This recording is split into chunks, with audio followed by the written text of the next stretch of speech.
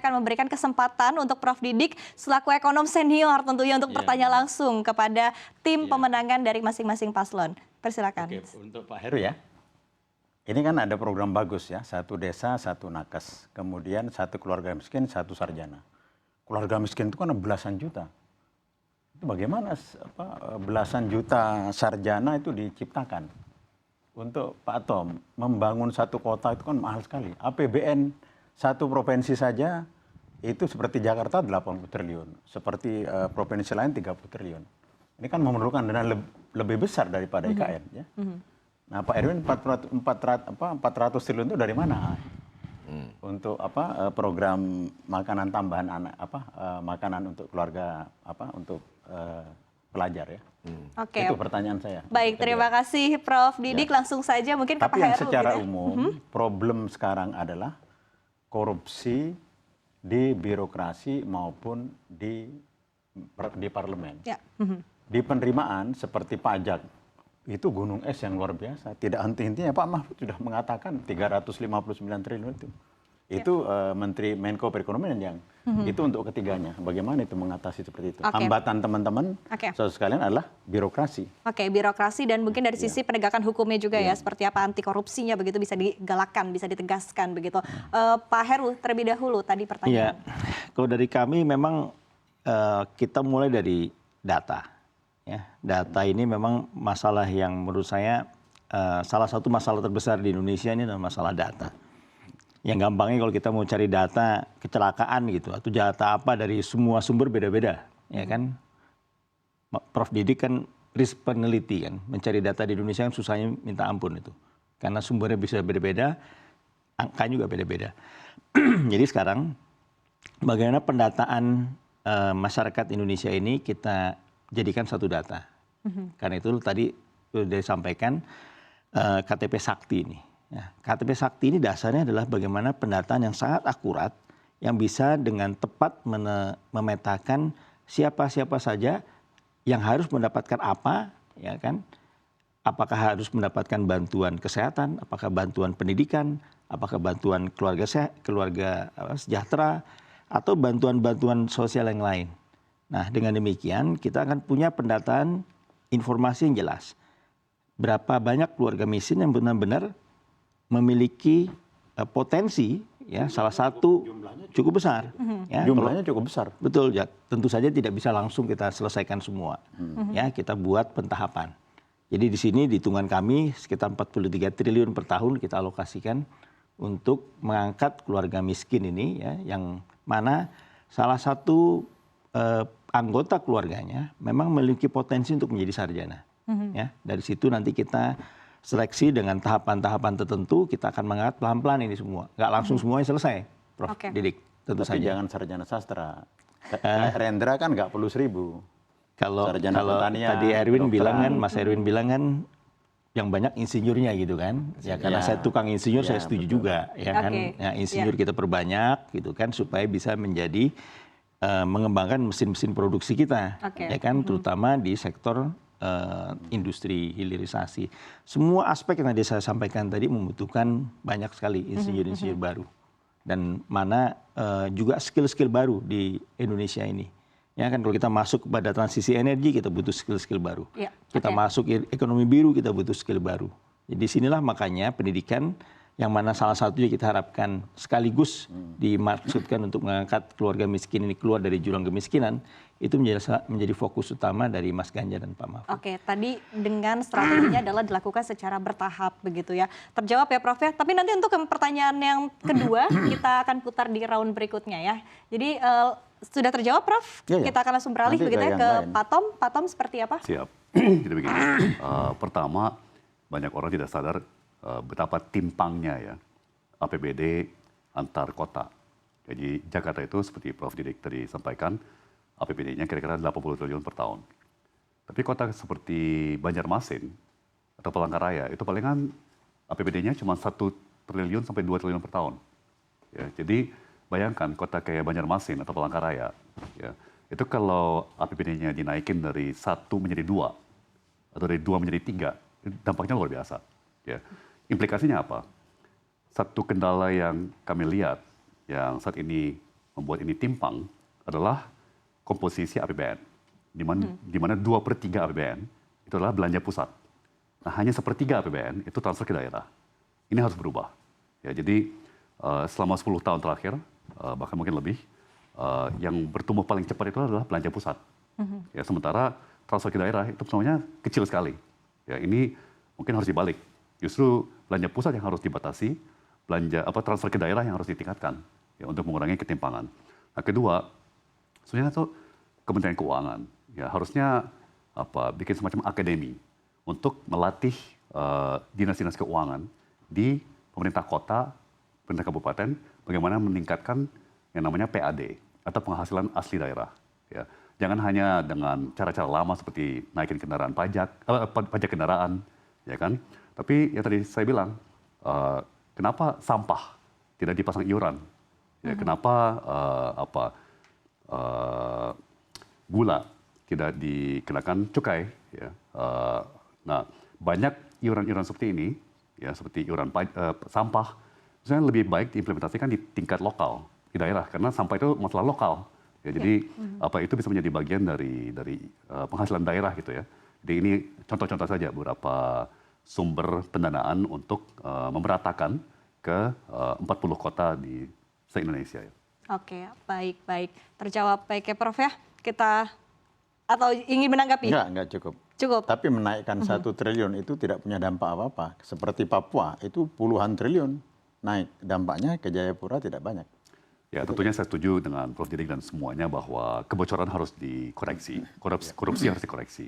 Ya, dan tentunya itu dengan transparansi, dengan akuntabilitas, ya kan, dan data yang dibuka kepada publik sehingga publik termasuk aktivis, LSM dan pihak ketiga yang independen bisa ikut mengawasi.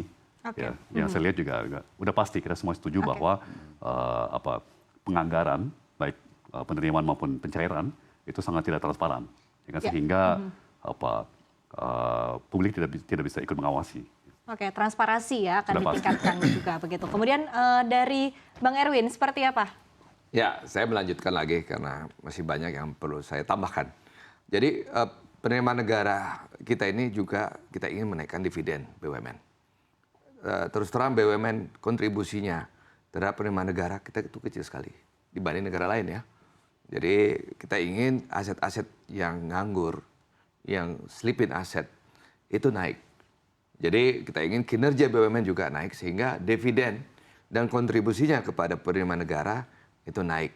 Nah, kemudian juga kita ingin bagaimana ada insentif dan disinsentif bagi mobil. Ya, kita ingin mendorong tentunya mobil listrik ya, agar supaya job creation atau lapangan pekerjaan di industri-industri otomotif kita itu tumbuh. Bagaimana penjualan electric vehicle kita naik. Nah, kalau kita tidak memberikan disinsentif kepada kendaraan yang combustion, yang mengeluarkan karbon tadi, tentunya orang yang ingin beli mobil listrik itu tidak terlalu besar.